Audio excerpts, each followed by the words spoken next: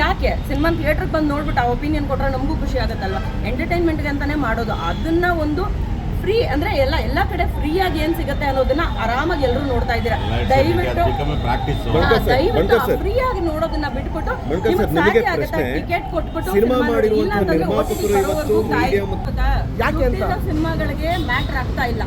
First thing, ಎಷ್ಟೋ ಜನ ಆರ್ಟಿಸ್ಟ್ಗಳು ಅವರೇ ಕೆಲಸ ಮಾಡಿರೋ ಸಿನಿಮಾ ಪ್ರಮೋಷನ್ಗೆ ಬರ್ತಾ ಇಲ್ಲ. ನೀವು ಇದು ಯಾವುದೋ ಸಂಬಂಧ ಇಲ್ದಿರೋ ಒಂದು ವಿಷಯಕ್ಕೆ ಬನ್ನಿ ಅಂತ ಎಕ್ಸ್ಪೆಕ್ಟ್ ಮಾಡ್ತಾ ಇದ್ದೀರಾ. ಯಾಕೆ ಎಕ್ಸ್ಪೆಕ್ಟ್ ಮಾಡ್ತಾ ಇದ್ದೀರಾ ಅಂದ್ರೆ ಸರ್ ಏನ್ ಗೊತ್ತಾ, ಇವಾಗ ಆಂಟಿ ಪೈರಸಿ ಅಂತ ಒಂದು ಟಾಪಿಕ್ ಇದೆ ಅಂತ ನಾನು ಹೇಳಿದ್ನಲ್ವಾ, ಇದನ್ನ ಎಲ್ಲೆಲ್ಲಿ ಡಿಲೀಟ್ ಮಾಡಬೇಕು ಅನ್ನೋದಕ್ಕೆ ಇನಿಷಿಯೇಟಿವ್ ತಗೊಂಡು, ಅದು ನಾವೇ ಯಾರು ಪ್ರೊಡ್ಯೂಸರ್ಸ್ ಆಗಿರ್ತೀವಿ ನಾವೇ ದುಡ್ಡು ಕೊಟ್ಟು ಅವ್ರ ಹತ್ರ ನೋಡಪ್ಪ ನನ್ನ ಸಿನಿಮಾ ನಾನು ಕಷ್ಟಪಟ್ಟು ಮೈ ಬಗ್ಸಿಲಿ ಕೆಲಸ ಮಾಡಿದ್ದೀನಿ, ದುಡ್ಡು ಹಾಕಿ ರಕ್ತ ಸುರಿಸಿ ಬೆವ್ರು ಸುರಿಸಿ ಕೆಲಸ ಮಾಡಿದ್ದೀನಿ, ಇದನ್ನ ತೆಗಿಯಪ್ಪ ಡಿಲೀಟ್ ಮಾಡೋ ಅಂತ ಹೇಳಿ ಅವ್ರ ಹತ್ರ ಒಂದು ಪ್ಯಾಕೇಜ್ ಮಾತಾಡಿ ಅವ್ರ ಹತ್ರ ರಿಕ್ವೆಸ್ಟ್ ಮಾಡಿಸ್ಬಿಟ್ಟು ತೆಗಿಸ್ಬೇಕು.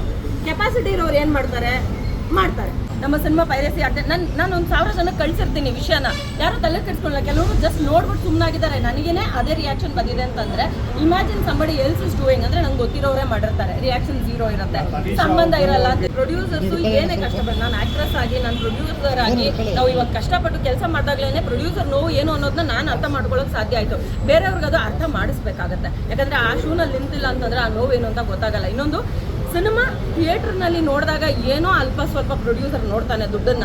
ಅದೇ OTTಗೆ ಅಂತ ಬಂದಾಗ, ಸ್ಯಾಟಲೈಟ್ ಅಂತ ಬಂದಾಗ ಏನೋ ಅಲ್ಪ ಸ್ವಲ್ಪ ದುಡ್ಡು ಪ್ರೊಡ್ಯೂಸರ್ ಪಾಕೆಟ್ಗೆ ಹೋಗುತ್ತೆ. ಮಾಡೋದು ಯಾಕೆ? ನಮಗೂ ಏನೋ ಒಂದು, this is again business, it is a professional business. So ನಮಗೂ ಏನೋ ಒಂದು ಬರಲಿ ಅಂತಾನೆ ನಾವು ಇನಿಷಿಯೇಟಿವ್ ತಗೊಂಡು ಸಿನಿಮಾ ರಿಲೀಸ್ ಮಾಡ್ತೀವಿ.